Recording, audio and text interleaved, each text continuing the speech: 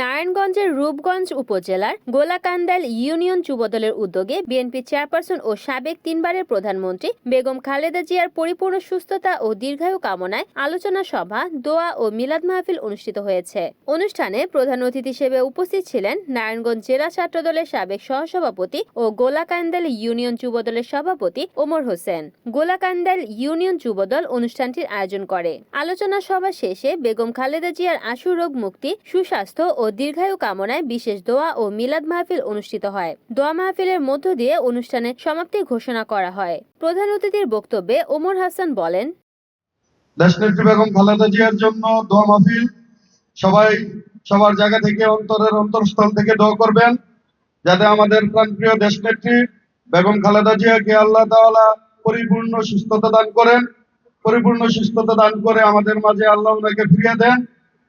আপনারা জানেন আমাদের দেশ একটি সংকটময় সময় পার করছে, আর এই মুহূর্তে ওনার মতন একজন দেশপ্রেমিক আমাদের অনেক প্রয়োজন, অনেক। আপনারা দেখেছেন বিগত দিনগুলোতে এই বাংলাদেশকে কিভাবে নিজের সন্তানের মতো আগলিয়ে রেখেছে আমাদের নেত্রী।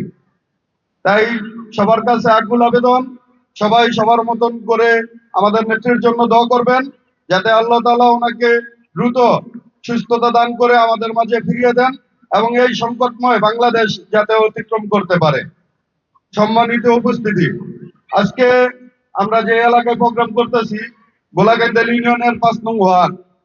বিগত ফ্যাসিস্ট সরকার আমলে এই ওয়ার্ডটা ছিল একটা সন্ত্রাসের অভয়াশ্রম, ঠিক কিনা?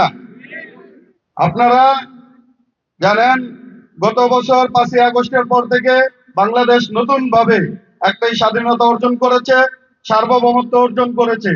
কিন্তু আমরা ইদানিং কাল এসে দেখছি সেই ফ্যাসিস্ট সরকারের প্রেতাত্মারা এই ওয়ার্ডে সক্রিয় হয়ে দাঁড়িয়েছে। আপনারা যারা আছেন এই এলাকাবাসী, ওয়ার্ডবাসী, গোলাকান্দাল ইউনিয়নের যুবদল, ছাত্রদল, অন্যান্য সংগঠন যারা আছেন সবাই এক কাতারে দাঁড়াতে হবে। যদি আপনারা চান এই সমাজ, এই দেশ করার জন্য, তাহলে তাদের প্রতিরোধ করতে হবে। আপনারা কি প্রস্তুত আছেন এই প্রতিরোধ করার জন্য? সবাই প্রস্তুত থাকবেন। আগামী দিনে সামনের একটা দিনও এই গোলাকান্দালের মাটিতে কোনো অন্যায়, নির্যাতন, নিপীড়ন, চাঁদাবাজি চলবে না। আপনারা যারা আছেন সবাই আমাদের সহযোগিতা করবেন, এলাকাবাসীর ময়মুরব্বীদের কাছে যাবেন, আমাদের কাছে বলবেন, সম্মিলিতভাবে আমরা সামনের দিনগুলোতে এই জিনিসগুলো সমাধান করব।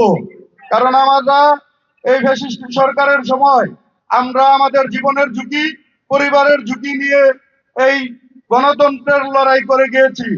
আজকের দিনে এসে আওয়ামী লীগের পেতাত্তারা এই দেশকে নষ্ট করবে, সমাজকে নষ্ট করবে, এই সুযোগ আমরা দেব না।